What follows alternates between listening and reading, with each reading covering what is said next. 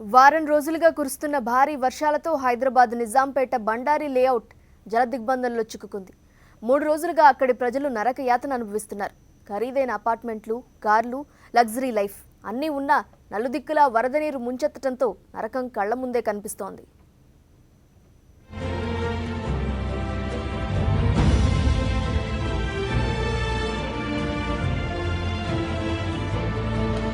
ఇది నిజాంపేట బండారి లేఅవుట్ పరిస్థితి. దిక్కులేదు, నీళ్లు పోవు, ఆదుకునే నాథుడే లేడు. పాలు నీళ్లకు అనేక పార్లు.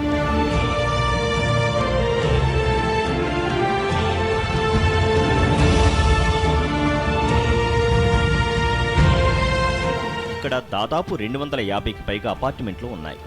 ఎటు చూసినా జలసంద్రమే. సెల్లార్ల నిండా వరద నీరు, కార్లు, బైకులు నీట మునిగిపోయాయి. 3 రోజులుగా కరెంటు లేదు. ఇళ్లలో నుంచి కాలు బయట పెట్టే పరిస్థితి కూడా లేదు. ఎటు చూసినా మోకాలి లోతు నీళ్లు నిలిచి ఉండడంతో జనజీవనం అస్తవ్యస్తంగా మారింది.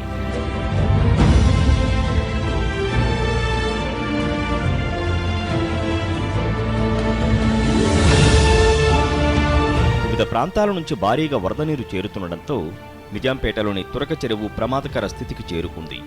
దీంతో దిగువ ప్రాంతమైన బండారి లేఅవుట్లోని ప్రజలను ప్రభుత్వం అప్రమత్తం చేసింది.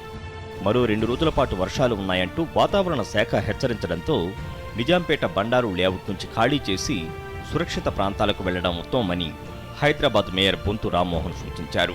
మరి వాళ్ళ చెరువు మధ్యలో 2 ప్లేసులలో కొద్దిగా వీక్ గా ఉండడం జరిగింది. ఆ ప్లేసులో తాత్కాలిక మరమ్మతులు చేసినప్పటికీ ఏదన్నా మొన్న 2 రోజుల కిందనే దాని మీదకి కూడా నీళ్లు పొంగిపోయి అని చెప్తున్నారు. మరి ఆ ప్రాంతంలో ఏదన్నా మరి గండిపడే ప్రమాదం కొద్దిగా ఉంటదేమో అని చెప్పి యాంటిసిపేట్ చేస్తున్నారు. కాబట్టి ఆ ప్రజలు అప్రమత్తంగా ఉండాలి, వీలైతే అక్కడికి కాల్ చేయాలని చెప్పి మరి మీడియా ద్వారా మరి అప్పీల్ చేస్తున్నాం. బండారి లేఅవుట్ల అపార్ట్మెంట్ల సెల్లార్లన్నీ నీళ్లతో నిండిపోయాయి. రోజుల తరబడి భవనాలు నీళ్లలో నానుతున్నాయి. పునాదులు కుంగే ప్రమాదం కూడా ఉందని అధికారులు హెచ్చరిస్తున్నారు. ఓవైపు మోటార్లతో నీళ్లు తోడుతుంటే మరోవైపు నుంచి వరద నీరు వస్తూనే ఉంది. రోడ్లన్నీ వాగులను తలపిస్తున్నాయి. అధికారులెవరూ పట్టించుకోవడం లేదని స్థానికులు తీవ్ర ఆగ్రహం వ్యక్తం చేస్తున్నారు. ఎక్కడికి వెళ్ళలేని సిచ్యువేషన్ అండి. అసలు ఇల్లు వదిలి వెళ్దామంటే చిన్నపిల్లల్ని తీసుకొని ఎన్ని రోజులని ఎక్కడికని వెళ్తాము. బయట చూస్తే కూడా వర్షం, రోడ్లు ఫుల్ అయిపోయి ఉన్నాయి. బస్సెస్, ట్రైన్స్ కూడా నడవట్లేదు. ఫోర్స్ఫుల్ గా వాటర్, ఇంకా గండిపడి మొత్తం కాలనీ అంతా మునిగే ఛాన్స్ ఉంది అని అంటున్నారు. ఆ భయంగా ఉంటున్నాం. 4th మిడ్ నైట్ లో స్టార్ట్ అయింది మాకు వాటర్. అప్పటి నుంచి ఇప్పటి వరకు 4 days గా ఫుల్ గా ఉంది. సెలార్ ఫుల్, మాకు నడవడానికి అయితే చోట్లేదు. ఆ డక్స్ లోంచి దూకి చిన్నపిల్లలు అయితే వాళ్ళని తీసుకురావడం అయితే టోటలీ స్టాప్. మేమైతే డక్స్ లోంచి దూకి అక్కడి నుంచి ఒక లాడర్ వేసాం. ఆ లాడర్ పొజిషన్ కూడా టోటలీ ఎలా ఉందో తెలీదు. ఆ లాడర్ లోంచి దిగి కిందకు వస్తున్నాం. బొమ్మరిళ్లును తలపించేలా ఉండే ఈ లేఅవుట్లోని బిల్డింగుల్లో చాలా వరకు నిబంధనల్ని విస్మరించి నిర్మించారన్న ఆరోపణ ఉంది. బండారి లేఅవుట్ నిజాంపేట పంచాయతీ పరిధిలోకి వస్తుంది. పర్మిషన్ల విషయంలో బోలెడు అక్రమాలు జరిగాయి. చెరువు ప్రాంతాన్ని కూడా కబ్జా చేసి అపార్ట్మెంట్లు నిర్మించారు.